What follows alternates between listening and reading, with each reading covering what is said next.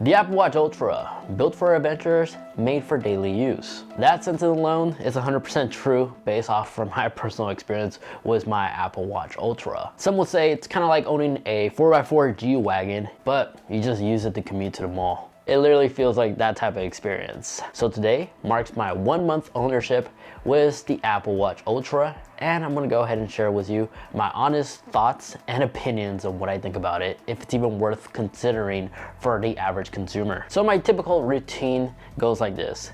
At 8 a.m., I wake up. And once I put on my Apple Watch, my iPhone unlocks the PIN code. At 10 a.m., I will typically grab myself a Starbucks using Apple Pay.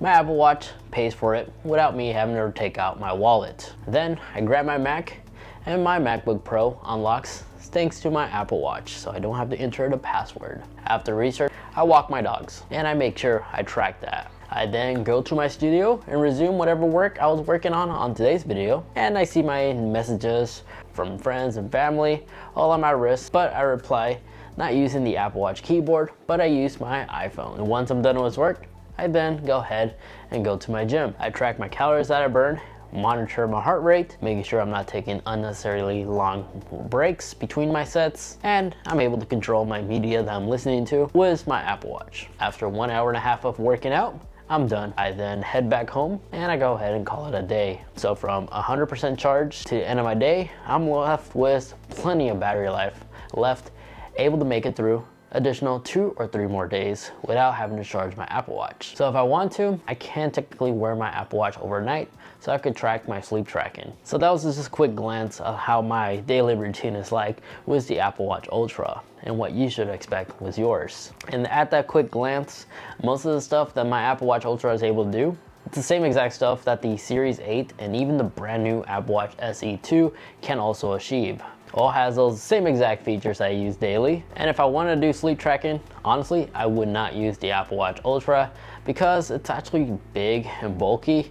The display has sharp angles, which makes my partner and I at risk of taking an impact from the Apple Watch. It just makes everything uncomfortable, which is why I don't like sleep tracking with the Apple Watch Ultra. I'd much rather use the other Apple Watch models as they resemble more of a smooth stone design, where with this, I just can't. But aside from the sleep tracking ability, something that I do like that the Ultra has that the other Apple Watch don't is the action button. I like the fact that you can reprogram this in clever ways too. If there's something that you want to program, you can actually use the shortcut app to create a custom action for it. But even the default actions that's available, I have got good usage out of it.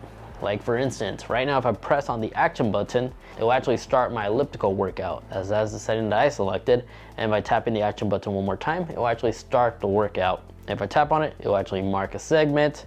And if I end it, just go ahead and tap end. This allows me to save up a complication space on my watch face. So even though I don't actually utilize every single exclusive feature that the Apple Watch Ultra has, I could definitely see myself using them once a while. And especially during the winter time, I do enjoy going snowboarding, and knowing that this actually has a siren that you could toggle, which can go up to 86 decibels, gives me great peace of mind. So if I'm ever stuck or go off the ski resort due to some emergency maneuvers I had to do to evade a tree, if whatever happens I need to get people's attention, I have the freedom to toggle the siren on demand. So the siren, even though I don't use it daily, the peace of mind that I have this feature, that alone is an excellent selling point.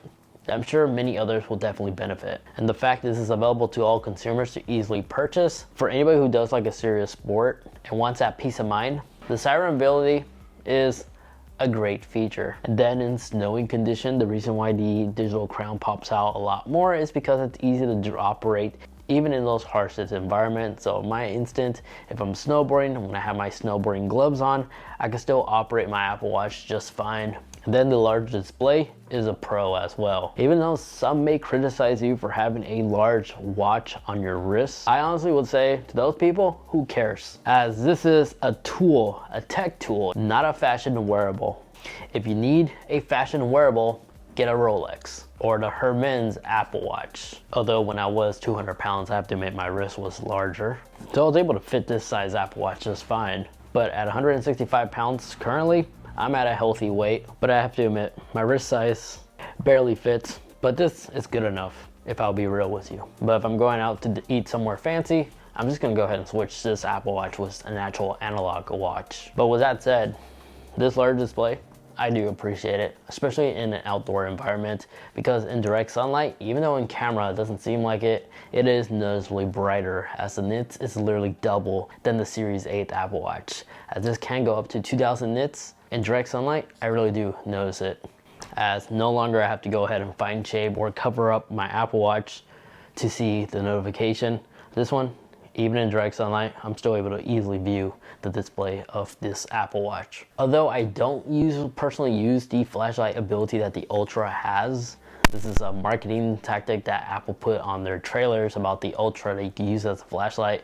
Honestly, I'm gonna try to just use my iPhone's flash. It's much brighter in those type of scenarios. Because if I would use the flashlight on the Apple Watch Ultra, it would easily drain its battery, as I previously tested in this video over there. You can check it out if you miss it, and yes, I am making a follow-up video to that test. But having the flashlight app running on your Apple Watch, it's gonna drain the battery extremely quick. But in that test, even with the flashlight enabled, the Ultra was indeed the one that lasts the longest out of every single Apple Watch under a single charge. Then as for the night mode, that's exclusive to the Wayfinder watch face.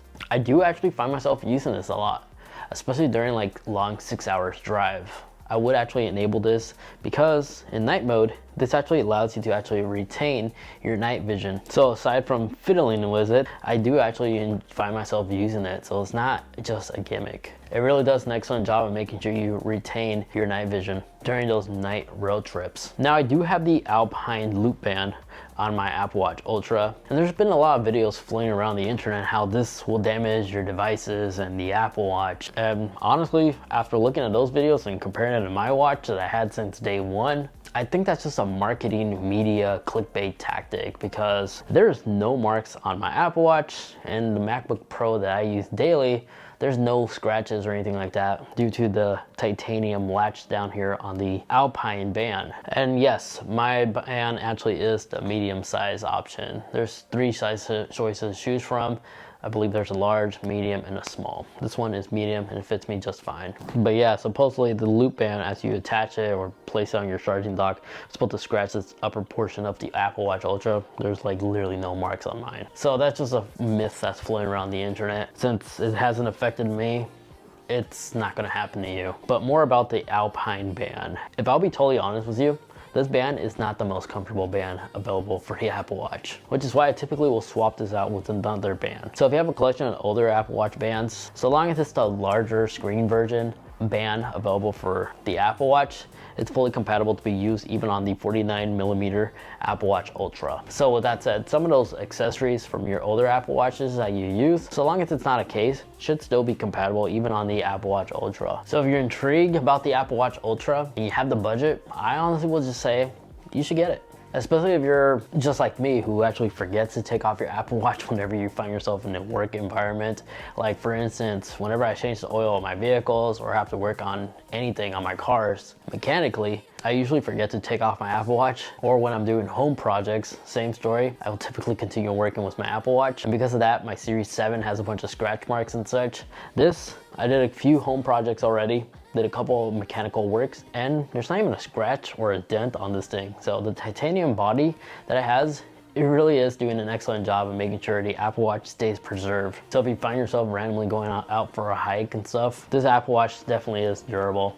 I feel confident that I pretty much smacked this against a metal rod, bumped it against a wall. Rocks might have hit it at one point while I was going 10 miles per hour on my one wheel on some loose gravel. It's holding up extremely well. So the peace of mind of this thing just being absolutely durable, that is worth it. So this is the Apple Watch that you really don't have to worry about. And I like the fact that cellular is standard. And no, you don't have to activate it, but you're able to activate it on the Apple Watch app whenever you feel like it, if you need it. I did a whole dedicated video answering all the questions that many users have about the cellular plan in this video over here. So if you're curious to know more about the cellular option for the Apple Watch, make sure to watch that video so you're informed. Aside from that, watchOS 9 works extremely well on the Ultra, but like the compass ability and such, all of that is available on every Apple Watch that supports watchOS 9. But another cool thing that the Apple Watch Ultra has that other Apple Watches don't have is the microphone array that it has. I've actually answered a couple of phone calls on my Apple Watch, and never once have I ever experienced any issues hearing the person, nor